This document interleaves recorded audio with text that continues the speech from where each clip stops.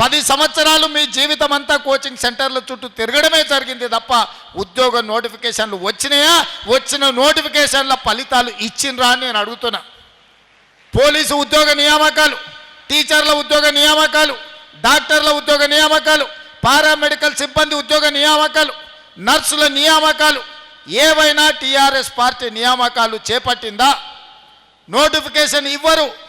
Notification ఇస్తే వాళ్ళే కోర్టుల్లో కేసులు వేసి లిటిగేషన్లు పెట్టి కోచింగ్ సెంటర్లతో కుమ్ముక్కై పరీక్షలు పెట్టకుండా విద్యార్థులు రాయకుండా చేసి విద్యార్థులను కోచింగ్ సెంటర్లలో అశోక్ నగర్ చౌరస్తాల్లో, దిల్సుఖ్ నగర్ చౌరస్తాల్లో అనాథలుగా వాళ్ళను 10 సంవత్సరాలు తిప్పింది మీరు కాదా? మరి నేను వచ్చిన తర్వాత 11,000 మంది టీచర్ల నియామకాలు చేసింది నిజం కాదా? ఇవాళ టీచర్లను అడగండి. 15,000 మంది పోలీసులను నియమించిన మాట నిజం కాదా? 6,000 మెడికల్ సిబ్బందిని నియమించిన మాట వాస్తవం కాదా? ఇవాళ ఫైర్ ఇంజన్ డిపార్ట్మెంట్ ఇలా చెప్పుకుంటూ వెళ్తే ప్రతి డిపార్ట్మెంట్లో 55,163 ప్రభుత్వ ఉద్యోగ నియామకాలు చేపట్టింది నిజము కాదా? ఒకవేళ 55,163 మంది ఉద్యోగులకు మేము ఉద్యోగ నియామకాలు ఇచ్చుంటే మాకు ఈ ఎన్నికల్లో ఓటు వేయండి అని నేను అడుగుతున్నా. ఇవ్వకపోతే నాకు ఓటు వేయకండి. అదేవిధంగా టీచర్లు 10 ఏళ్ళు ప్రమోషన్లు లేవు, 10 ఏళ్ళు బదిలీలు లేవు. 35,000 మంది టీచర్లను బదిలీ చేసి 22,000 మంది టీచర్లకు ప్రమోషన్లు ఇచ్చి తండాలలో, గూడాలలో టీచర్లు లేకపోతే అక్కడ 11,000 మందిని నూతనంగా టీచర్లు నియమించి ఆ పాఠశాలల టీచర్లు నియమించిన మాట నిజం కాదా? ఇవాళ ఈ ట్రాన్స్ఫర్లైన 35,000 మంది టీచర్లు, ప్రమోషన్లు వచ్చిన 22,000 మంది టీచర్లను, కొత్తగా నియామకమైన 11,000 మంది టీచర్లను నేను అడుగుతున్నా.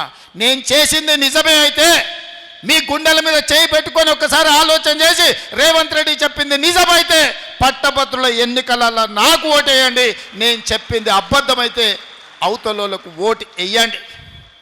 ఇవాళ మన పిల్లలు చదువుకున్నా, డిగ్రీలు, పీజీలు, పిహెచ్డి సర్టిఫికెట్లు తీసుకున్నా వాళ్ళకు టాలెంట్ తక్కువ ఉందని ఉద్యోగాలు రాకపోతే నిరుద్యోగులుగా బజార్లలో తిరుగుతుంటే ఇవాళ 65 ఐటీఐలలో చేరిన వాళ్ళకు సర్టిఫికెట్ వస్తుంది కానీ వాళ్ళకు టాలెంట్ లేకపోతే టాటా కంపెనీతోని మాట్లాడి 2,400 కోట్ల రూపాయలలో 2,100 కోట్ల రూపాయలు టాటా కంపెనీ పెట్టి ఈ 65 ఐటీఐలను అప్గ్రేడ్ చేసి అడ్వాన్స్డ్ టెక్నాలజీ సెంటర్లుగా తీర్చిదిద్ది ఇవాళ మన పిల్లలకు టాలెంట్ పెంచాలి, సాంకేతిక నైపుణ్యం పెంచడానికి ముందుకెళ్తున్నాం. ఇది నిజమైతేనే, సాంకేతిక నైపుణ్యం పెంచుతేనే టాటా కంపెనీతో మేము ఒప్పందం చేసి శిక్షణ ఇవ్వడమే కాదు, శిక్షణ ఇచ్చిన వాళ్లకు టాటా కంపెనీ ఉద్యోగాలు ఇస్తామని ఒప్పందం చేసుకున్న మాట నిజమైతే కాంగ్రెస్ పార్టీకి ఓటు వేయండి, లేకపోతే కాంగ్రెస్ పార్టీకి ఓటు వేయకండి అని నేను ఈ సందర్భంగా చెప్పదలుచుకున్నా. అదేవిధంగా మన పిల్లలలో టాలెంట్ పెంచాలని యంగ్ ఇండియా స్కిల్స్ యూనివర్సిటీని ప్రారంభించి ఈ దేశంలోనే ఎక్కడ లేని విధంగా పబ్లిక్ ప్రైవేట్ పార్ట్నర్షిప్లో యూనివర్సిటీ చైర్పర్సన్గా Mahindra group of companies Anand మహీంద్రాను చైర్మన్గా పెట్టి పెద్ద పెద్ద కార్పొరేట్ కంపెనీల డైరెక్టర్లను బోర్డులో పెట్టి వేలాది మంది తెలంగాణ విద్యార్థులను అందులో చేర్చి వాళ్ళకి శిక్షణ ఇచ్చి వాళ్ళకి ఇవాళ ఉద్యోగాలు ఇవ్వాలి అని మనం ప్రయత్నం చేస్తున్నాం. యంగ్ ఇండియా స్కిల్స్ యూనివర్సిటీని నేను ప్రారంభించింది నిజమైతే మీరు కాంగ్రెస్ పార్టీకి ఓటు వేయండి అని చెప్పి నేను ఈ సందర్భంగా మిమ్మల్ని అడుగుతున్నా. ఇదే కాదు, 140 కోట్ల జనాభా ఉన్న ఈ దేశం ఒలింపిక్స్లో ఒక గోల్డ్ మెడల్ తేలే. నేను సౌత్ కొరియా పోయినప్పుడు ఒక యూనివర్సిటీకి వెళ్ళిన, నేను 30 ఎకరాలలోనే ఉంది ఆ యూనివర్సిటీ. మీ నిజామాబాద్ యూనివర్సిటీ పోలిస్తే 100 ఎకరాలలో ఉండి ఉంటుంది. కానీ 140 కోట్ల జనాభా ఉన్న మనం ఒక్క గోల్డ్ మెడల్ కూడా ఒలింపిక్స్లో తేలే. అందుకే ఆ యూనివర్సిటీకి వెళ్తే 16 మెడల్స్ వచ్చినాయి. దేశం 36 మెడల్స్ కొడితే ఒక యూనివర్సిటీకి 16 మెడల్స్ వచ్చినాయి. ఒక అమ్మాయి ఆర్చరీలో 3 గోల్డ్ మెడల్స్ తీసుకొచ్చింది సౌత్ కొరియన్ యూనివర్సిటీలో.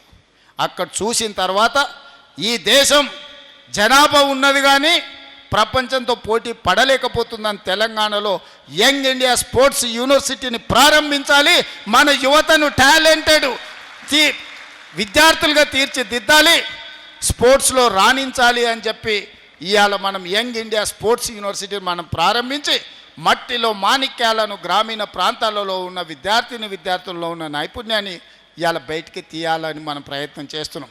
అదే కాదు, ఈ నిజామాబాద్ టౌన్లో నిలబడి మాట్లాడుతున్నా, మీ ఊర్లో ఇక్కడ మీ మీ మీ మీ కాలనీలో తిరిగిన నిఖత్ జరీన్ బాక్సింగ్లో ఛాంపియన్షిప్ తీసుకొస్తే నిఖత్ జరీన్కి గ్రూప్ 1 జాబ్ డిఎస్పి జాబ్ ఇచ్చి 2 కోట్ల రూపాయల నగదు ఇచ్చి మీ నిజామాబాద్ బిడ్డను ఈరోజు గ్రూప్ 1 డిఎస్పి ఆఫీసర్గా నేను నియమించింది నిజమైతే మీరు కాంగ్రెస్ పార్టీకి ఓటు వేయండి, లేకపోతే కాంగ్రెస్ పార్టీకి ఓటు వేయకండి.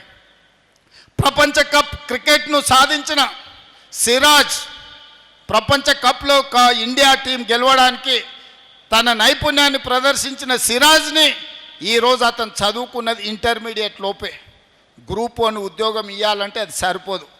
ప్రభుత్వం అన్ని మినహాయింపులు ఇచ్చి ఈరోజు సిరాజ్ని గ్రూప్ 1 ఆఫీసర్గా ఒక డిఎస్పి క్యాడర్ ఆఫీసర్గా ఈరోజు ఉద్యోగం ఇచ్చి క్రీడల్లో రాణించిన నిరుద్యోగ యువకులకు మీరు క్రీడలలో రాణిస్తే కూడా మిమ్మల్ని ప్రభుత్వం ఆదుకుంటుందని సిరాజ్కి ఈరోజు డిఎస్పి క్యాడర్ ఉద్యోగం ఇచ్చింది నిజమైతే మీరు కాంగ్రెస్ పార్టీకి ఓటు వేయండి.